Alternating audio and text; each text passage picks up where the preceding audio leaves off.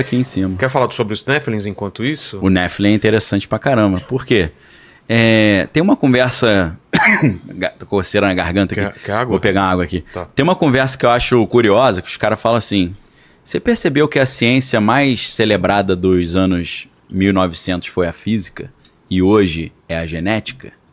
Aí faz sentido, né? Porque antes era o Einstein, né? Inclusive tem aquela piada infame, né? Que o Einstein foi pra lua de mel... Aí ele tirou a roupa, a noiva falou, nossa, que físico. Aquela piada ridícula, né? Falei só pra poder tomar água. O Lene adorou. Olha ele rindo que nem uma criança, cara. É o tipo de piada que Aquela ele gosta. piadinha de criança, né? Por que a plantinha não vai ao médico à noite? Porque à noite só tem médico de plantão. São as piadas que eu consigo contar lá em casa pras crianças, né? Que o resto é tudo pesado. Essa é muito boa. Essa é boa, né? Pô. Então, o que a galera da conspiração diz? Jesus, ele é uma gambiarra que Deus fez para poder entrar num corpo humano, entendeu? Mas como é que Deus fez isso? Ele teve que criar um corpo diferente. Ele teve que fazer uma engenharia genética. Porque Maria, segundo o que a Bíblia nos ensina, não nasceu de uma relação homem-mulher. Foi uma gravidez virginal, né? Por quê? Porque ele não é um... Só com isso você já conclui que Jesus não é um bebê normal. Ele foi colocado ali por Deus, pelo Espírito Santo. A Bíblia diz, descerá sobre ti o Espírito Santo e o poder do Altíssimo te envolverá e conceberás. Então ela foi inseminada. A gente pode dizer que foi a primeira inseminação artificial da história. Para quem acredita que isso é verdade, eu acredito. E aí, Deus então criou um corpo modificado, capaz de receber o Espírito do próprio Deus sem explodir, ok? E aí Paulo vai falar que Jesus, sendo Deus, ele não usurpou assumir a forma de Deus, ele se esvaziou e assumiu a forma de servo. Então, para nós cristãos que acreditamos na Trindade, Pai, Filho e Espírito Santo, Jesus é Deus também. 1 João 5,20 diz, no verdadeiro estamos, isso é em Jesus Cristo, esse é o verdadeiro Deus, é a vida eterna. Para quem tinha dúvida que a Bíblia diz que Jesus é Deus, esse Deus, ele não veio na plenitude da sua glória. Ele se esvazia e consegue entrar num corpo humano modificado. Aí a galera diz que Satanás, quando olhou isso, falou, o macete é esse? Criar um corpo geneticamente modificado para poder entrar? Vou fazer isso também. Então ele tem trabalhado isso já de gerações em gerações. Criando bebês modificados para que seres espirituais poderosinhos consigam entrar. Que não conseguiriam entrar num ser humano normal. Então, o que a física nos anos 1900 fez? Aí entra Twin Peaks, que pra mim é minha série favorita, né? David Lynch, pra mim... Eu assisti. Todo mundo fala dessa série. Mas assim... maluca, né? É muito maluca. Você tem que assistir a temporada 1, a 2 e a 3, que veio 25 anos depois, tá? Inclusive, o último episódio da segunda temporada, que foi em 1990, a Laura Palmer... Ela fala, te vejo daqui a 25 anos. A série para e volta exatamente 25 anos depois. Muita maluquice, né? Muito, cara. Loucura, David Lynch, né? Mas assim, eu falei que é a minha favorita, mas não assista, que você vai assistir, não vai gostar e vai reclamar comigo e falar que perdeu tempo. Porque ela tem um ritmo totalmente estranho. É malucaça, é muito maluco. E além das 3 temporadas, tem o filme, né? Que é o último dia de Laura Palmer, que é o filme Twin Peaks, que é sensacional também. Mas assim, Twin Peaks mistura... É porque eu gosto de quebra-cabeça, né? Então, Twin Peaks é um enorme quebra-cabeça. Aí o Mark Frost, que é o roteirista, ele escreveu 2 livros ajudando a explicar o Twin Peaks. Num desses livros, ele explica que no Twin Peaks, a bomba Trinity, que foi a primeira bomba que eles testaram lá, o Oppenheimer, ela abriu uma fenda no espaço-tempo e permitiu que seres espirituais malignos viessem para a nossa dimensão. Eles fizeram isso já de propósito. Então, teoricamente, nessa teoria da conspiração, a bomba atômica, ela abriu uma fenda no espaço-tempo e libertou alguns seres malignos. Entre eles, a feiticeira Escarlate, a mulher Escarlate. E aí, primeiro eles tiveram que libertar os seres, depois construir corpos geneticamente modificados para esses seres habitarem. Então, primeiro a física hiperdimensional, depois a genética. O Nephilim entra nisso. O que é o Nephilim? Gênesis 6 diz, quando os filhos de Deus viram que as filhas dos homens eram formosas, coabitaram com elas. E nasceram os gigantes, os heróis e os homens valentes da antiguidade. Aí a gente pensa assim, o que é isso? Quem são os filhos dos homens e quem são os filhos de Deus e as filhas dos homens? Filho de Deus é o cara que era servo de Deus, gente boa, e a filha dos homens era uma mulher que não andava no caminho de Deus. É difícil essa interpretação, porque significaria que se um cara crente casar com uma mulher que não é crente, ia nascer filho gigante, só jogador de basquete, né? Então é uma teoria meio estranha. Filho de Deus é uma das categorias das hierarquias angelicais, pelo menos para Moisés Maimônides, que é um teólogo judeu medieval. Ele separava várias hierarquias angelicais, são 10, né? Tem Ishim, que são os homens, né? Ish é homem hebraico. Tem os Elohim, que seria deuses. Tem os Erelim, que são seres elétricos. Tem Ofanim, que são as rodas. Tem Hashmalim, que são seres brilhantes. E tem Bnei Elohim, que são os filhos de Deus. Então, filho de Deus, para a hierarquia angelical de Maimônides, é uma categoria angelical. Então, a teoria dos Néfilis são o seguinte: alguns anjos caídos quiseram transferir o reino de Lúcifer do nível espiritual para a Terra. Para isso, eles criaram corpos geneticamente modificados capazes de receber o espírito desses anjos. Corpos gigantes, para que eles pudessem também ter uma força física descomunal e vencer e destruir o povo de Deus fisicamente. Só que Deus interrompe esse processo, esse plano, com o dilúvio. Mas como eles fizeram esses corpos? Então, aí eu já... Porque fala de... O buraco é mais embaixo. Coabitar seria transando com... Anjos transando com humanos? Na verdade é inseminação artificial, né? Mas naquela época... Essa é a teoria. Aí você entra na alta magia, que é a magia cerimonial, que é a coisa de alto nível, que é grupos bem elitizados, secretos. Você tem um negócio de súcubos e íncubos. Você já ouviu falar nisso, né? E isso vem do mundo antigo, dos ritos de fertilização. Rito de fertilização é o seguinte: naquela época não tinha supermercado, né? Você fala, pô, quero comer um negócio, você vai ali no fast food. Você dependia de chover e ter sol, né? Então o que o cara fazia? O cara chegava para os deuses lá e falava, ó, abençoa minha colheita aí, senão eu vou morrer de fome. E aí, o que eles faziam?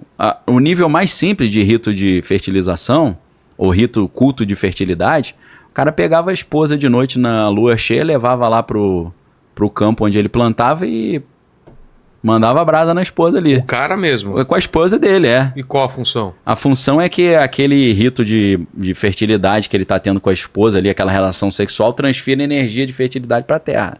Esse é o nível mais simples. Mas assim, corriqueiro.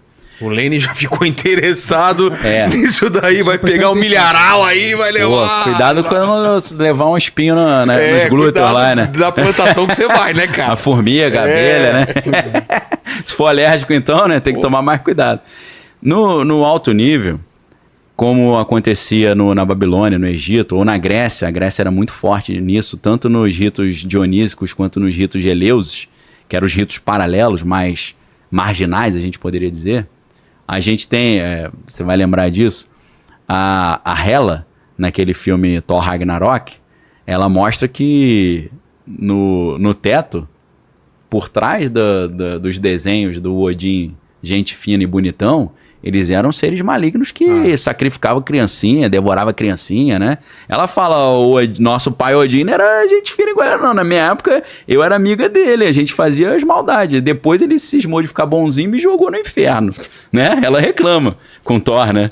E, inclusive, naquele outro filme do Thor, que a Natalie Portman também vira Thor lá, que eu esqueci, Love and Thunder, né? Amor e Trovão, sei lá. É isso? Nesse filme ele fala, a gente não vai devorar criancinha não, antigamente a gente fazia isso, hoje a gente não faz mais. Então, na Grécia tinha essa dicotomia. Você tinha a deusa Atenas, que era Atenas Parthenon, que é a Atenas a Virgem, que tem o Parthenon até hoje lá na Grécia, que é a da Virgem Atenas, que é a Atenas a Santa. Mas tinha Atenas, que era a animalesca, que era da orgia e tal. Então esses ritos de fertilização eram ritos marginais, né? Em Roma era a Saturnália, né? As festas de Saturno.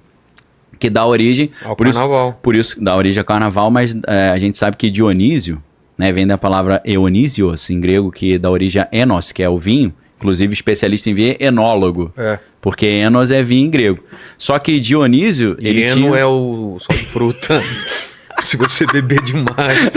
Exato. O Lene se diverte, cara. Meu Deus, como é fácil fazer o Lene rir, né?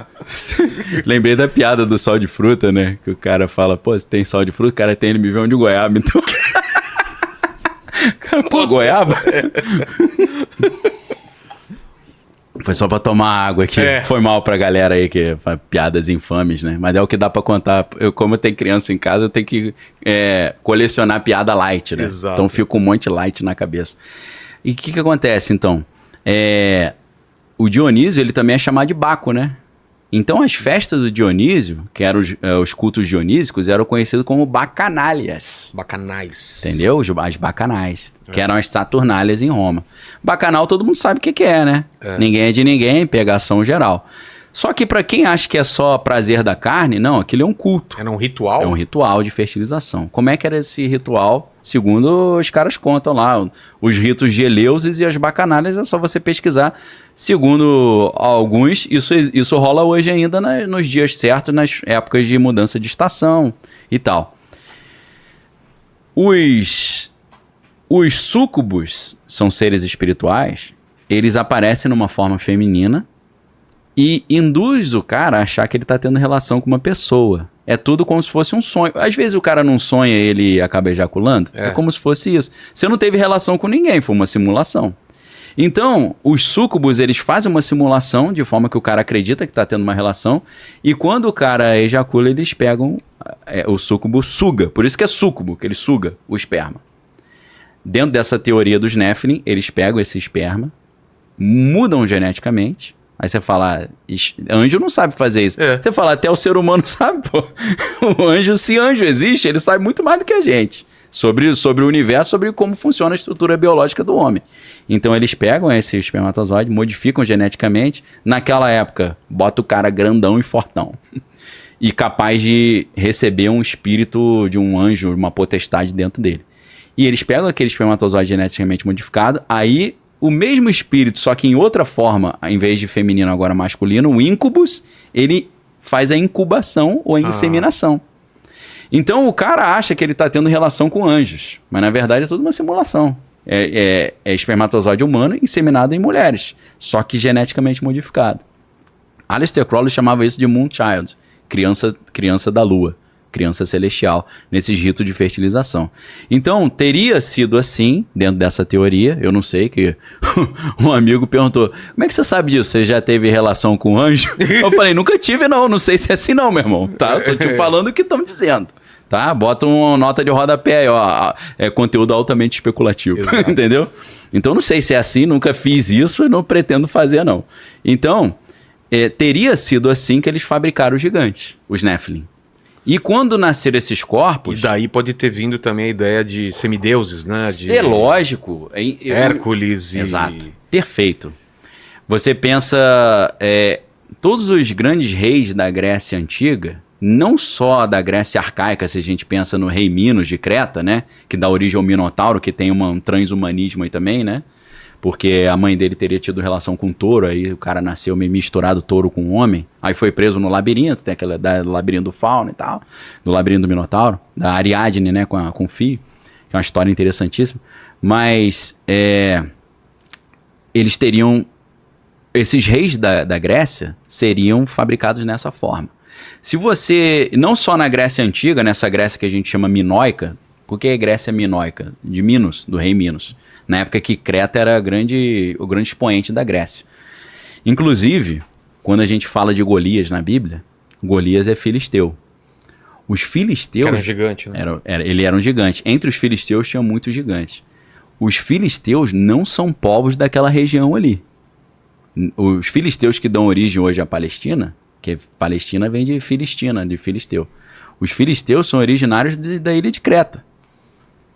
É por isso que tinha gigante ali, eu imagino eu, porque eles são frutos de experiência genética que Zeus estava fazendo naquela região. Você sabe que Zeus era pegador, né? Que ele pegava geral, né? Pegava geral e tinha um monte de filho semideus, né? E eu acho que era assim que ele engravidava as mulheres. Não só nessa Grécia minoica, arcaica, na época que o rei Minos era o famosão, mas até Alexandre o Grande, pô. A história conta que a Olímpia, mãe de Alexandre o Grande, foi engravidada por Zeus. E aí o pai, o rei Filipe da Macedônia, ouviu a mulher dando os gritos no quarto, foi olhar no buraco da fechadura. Falei, o que minha mulher tá fazendo aí? Será que o Ricardão tá na área? Quando ele olhou, o Zeus estava no esplendor da glória, queimou o olho dele, por isso que ele era caolho, pô. O pai do Alexandre o Grande. Então, Alexandre o Grande, ele se dizia, ele fala, eu faço as coisas porque eu não sou normal, não, eu sou filho de Zeus. Meu pai é pai adotivo, aí, pai de criação. Entendi. O rei Filipe da Macedônia não é meu pai, não, meu pai é Zeus. Mas realmente, se as histórias que Plutarco, Teucídides, diz, os grandes historiadores contam do Alexandre, se for verdade, realmente o cara era sinistro, né? Teve uma situação, por exemplo, que eles estavam numa cidade murada, cercada, e aí tava todo aquele exército inimigo ali, cercou a cidade, e aí ninguém entra, ninguém sai, comida acabando. O Alexandre falou, aí é aquele Zugzwang, né, do xadrez. Você tem que fazer alguma coisa, não pode ficar parado. Ele pulou lá de cima da muralha sozinho. Só que aí quando ele pulou e caiu no meio do exército inimigo gigante, os caras acharam que ele tinha caído do céu. E aí eles correram pra trás, que ficaram com medo. Falaram, pô, é um deus, né? Quando eles viram que era o Alexandre, eles partiram pra cima. O Alexandre ficou muitos minutos ali lutando sozinho com a multidão. Até que os caras viram, pô, o Alexandre pulou, vamos também. Aí eles pularam, tiraram ele meio machucado, né? Sim. Mas realmente o cara fazia coisa assim mirabolante, né? Se é que as coisas são verdade. Então você falou exatamente o que eu ia falar. Esses heróis, tipo Hércules, devem ter sido Néfilins nesse sentido. Pessoas com habilidades excepcionais que foram fabricados dentro desse sistema maluco aí. Teoricamente, não só o anticristo, como os outros 8 candidatos anticristo, porque segundo algumas teorias são 9 que são preparados. Sempre tem 9 no mundo preparados para desses e tem uma sequência. Tem o cara que está no primeiro da fila, segunda fila, terceiro até o 9. Então esse grupo dos 9, todos esses caras seriam pessoas que nasceram assim, com súcubos e íncubos. Ainda hoje? Hoje em dia seria isso. Mas não são gigantes? Não são gigantes, porque senão ia dar muito na telha, né? Eles têm outras habilidades que mais camufladas. Sobrenaturais, né? Tem capacidades sobrenaturais excepcionais, né? Seriam Néfilins, então? Seriam Néfilins, ou Moonchild, segundo Aleister Crowley, né? Crianças da Lua, né? Moonchild é uma obra de ficção do Crowley, mas ele passa essa informação por ali, né? Seria um fruto dessa inseminação artificial, desse rito de fertilização e pessoas geneticamente modificadas, capacitadas para receber seres espirituais muito mais fortes, forças espirituais fortes. Se uma pessoa normal recebesse, ia morrer com certeza.